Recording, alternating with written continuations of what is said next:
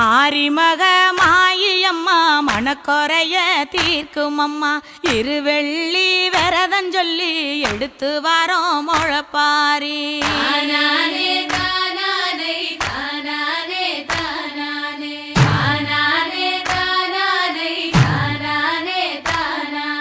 காத்து மட்டும் வந்து போகும் கட்ட பொம்மை கோட்டை போல வெயில் பட ஓல பின்னி விதைச்சு வச்சோம் முழப்பாரி